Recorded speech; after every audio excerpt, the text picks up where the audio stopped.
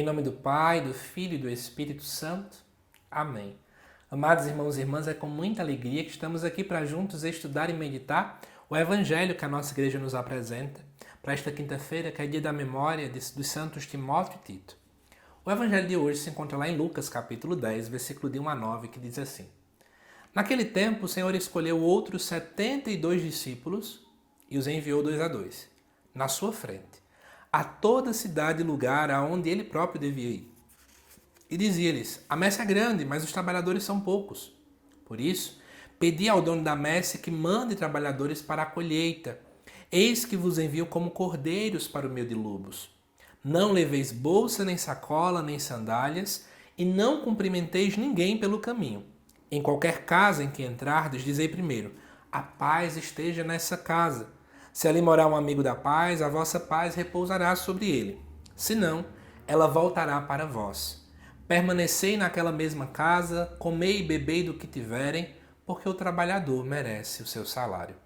Não passeis de casa em casa. Quando entrardes numa cidade e fordes bem recebidos, comei do que vos servirem. Curai os doentes que nela houver, e dizei ao povo: o reino de Deus está próximo de vós. Amados irmãos e irmãs, vamos juntos nos aprofundar melhor neste evangelho que a igreja nos apresenta na quinta-feira.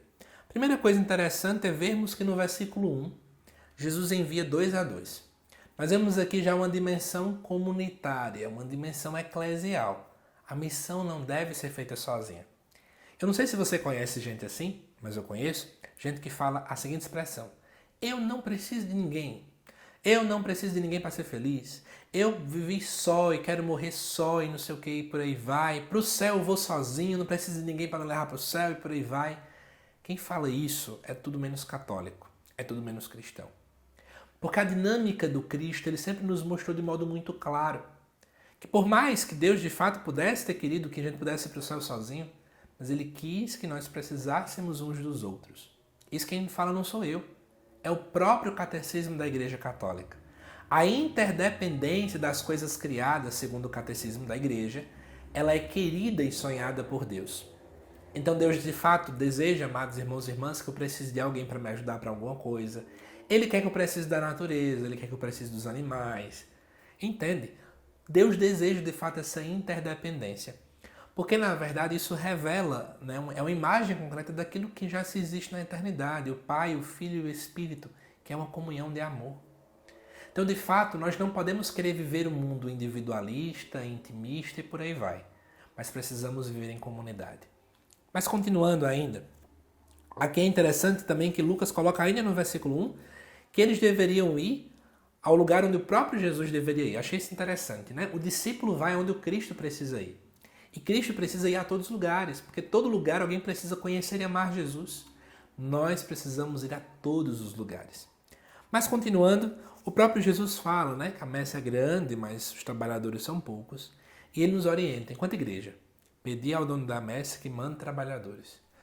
Você já parou para refletir que a gente deveria rezar mais, pedindo ao Senhor mais pessoas para servir, mais pessoas para pastoral, mais pessoas para paróquia, mais pessoas para nossa comunidade? Mas a gente não reza muito nisso, né? A gente coloca mais os nossos problemas do que pensar no todo, no eclesial, na igreja. Isso é reflexo de uma sociedade que a cada dia mais tenta nos pregar que nós precisamos ser pessoas mais individualistas, mais isoladas e mais solitárias.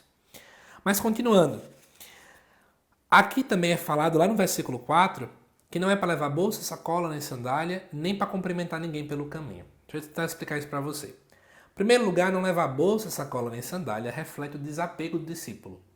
Ele não deve ficar levando muita coisa, ele deve ser alguém desapegado para ajudar a missão a acontecer. Mas por que não cumprimentar ninguém? Porque na verdade era isso que os religiosos daquele tempo faziam. A questão de ganhar pessoas, eles iam conquistar com a lábia, a palavra é essa mesmo, né? Eles iam com uma lábia muito bonita. E Jesus não quer que a gente fique usando lábias. Jesus quer que nós possamos o anunciá-lo. A igreja e o campo de missão não é local para grandes teólogos ou para quem se acha o mais inteligente da face da terra, ou para quem é coach, ou para quem é muito bem formado na dinâmica social.